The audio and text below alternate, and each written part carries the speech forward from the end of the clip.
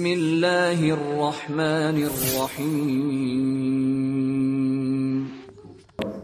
Bismillahirrahmanirrahim. Pertanyaan selanjutnya.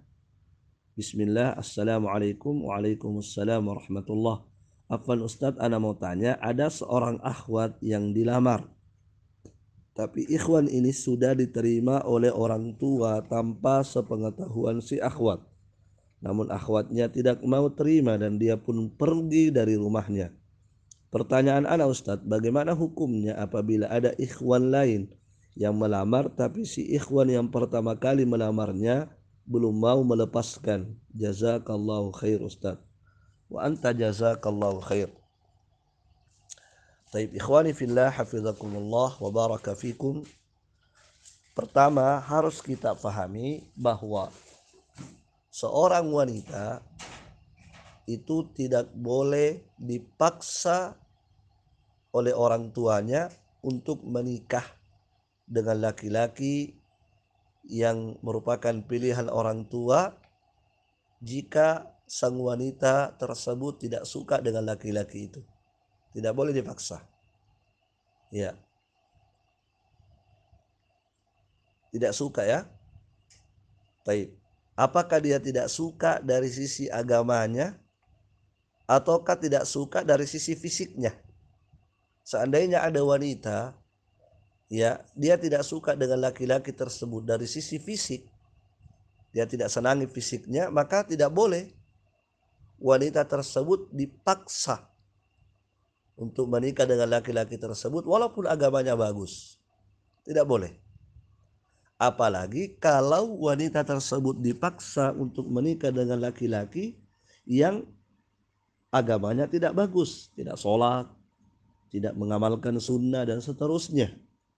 Maka tidak boleh sama sekali bagi sang ayah untuk memaksa anaknya menikah dengan laki-laki yang dia tidak suka dari sisi fisik dan dari sisi agama. Apalagi kalau dua-duanya dia tidak suka ya.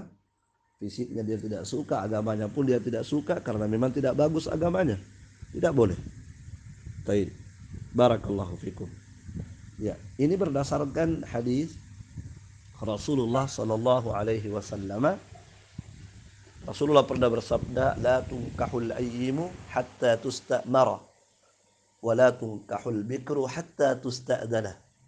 Tidak boleh dinikahkan seorang janda, wanita yang janda, sampai diminta perintahnya. Sampai dimintai dulu perintahnya. Kalau dia sudah perintahkan ya boleh, tapi kalau dia tidak perintahkan tidak boleh. Demikian pula kata Rasulullah, wala tunkahul bikru hatta tusta'dana. Dan tidak boleh dinikahkan seorang gadis yang masih perawan sampai diminta izinnya. Dimintai izin. Kalau dia sudah izinkan silahkan. Kalau dia tidak izinkan maka tidak boleh dinikahkan. Kemudian para sahabat bertanya, kaifa idnuha?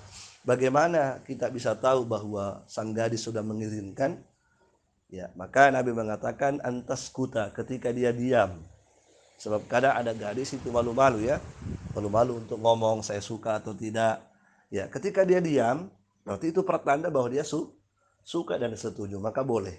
Jadi seperti itu petunjuk dari Rasulullah sallallahu alaihi wasallam. Bahkan pernah terjadi di masa Rasulullah sallallahu alaihi wasallam ada seorang janda yang dinikahkan oleh ayahnya. Dinikahkan oleh ayahnya, sementara janda itu tidak suka dengan laki-laki yang merupakan pilihan ayahnya. Maka sang janda itu melapor kepada Rasulullah sallallahu alaihi wasallam. Apa yang Nabi lakukan? Disebut ke dalam hadis faradda nikahaha. Nabi membatalkan pernikahannya. Nabi membatalkan pernikahannya. Oleh karena itu tidak boleh sama sekali seorang bapak, seorang ayah, seorang wali bagi wanita untuk menikahkan putrinya tanpa ridha dari putrinya. Tidak boleh. Oleh karena itu Al-Imam Al-Bukhari rahimahullahu ta'ala ketika menyebutkan hadis-hadis yang saya sebutkan tadi, beliau memberikan judul bab.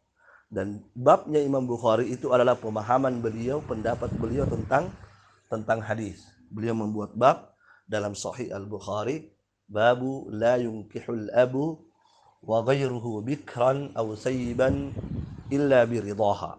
Demikian bab yang dibuat oleh Al-Imam Al-Bukhari. Bab tidak boleh bagi seorang bapak atau selain bapak yang merupakan wali perempuan untuk menikahkan seorang gadis atau seorang janda kecuali dengan keridoannya. Barakallahu fikum. Ya, nah sekarang kita kembali kepada pertanyaan. Bagaimana kalau seandainya sang wanita tadi tidak suka dengan laki-laki yang merupakan pilihan ayahnya, ya apalagi kalau dia tidak suka karena agamanya yang tidak baik, maka itu berhak bagi wanita itu untuk menolak. Berhak. Ya. Cuma mungkin dia sampaikan dengan cara yang baik kepada orang tuanya, kan begitu. Dia sebaiknya dia jangan langsung kabur, tapi dia sampaikan dengan cara yang baik, sampaikan dalil-dalil ya terkait dengan pelarangan Rasulullah SAW tadi, dan dia juga menyampaikan alasan-alasan dengan cara yang baik kenapa dia menolak laki-laki yang merupakan pilihan ayahnya. Barakallahu fikum. Ya, semoga dengan penjelasan itu akhirnya terbuka pikirannya dan dibukakan hatinya oleh Allah Subhanahu wa taala. Nah, sekarang kalau seandainya perempuan itu menolak laki-laki pertama yang melamar, apakah boleh laki-laki lain untuk datang melamar karena dengan alasan sang akhwatnya menolak lamaran laki-laki yang pertama? Maka jawabannya boleh. Jawabannya boleh. Kalau memang dia jelas ditolak oleh sang akhwat, maka ikhwah lain boleh untuk maju untuk melamar. Ya. Akan tetapi ini secara hukum agama boleh ya, boleh dibolehkan. Akan tetapi sebaiknya ya untuk menghindari pertengkaran, menghindari perselisihan, menghindari permusuhan, sebaiknya biarkan dulu selesai masalah baru kita maju. Tapi kalau seandainya ada yang mau maju karena sang akhwat sudah menolak, maka dibolehkan secara hukum agama. Wallahu alam.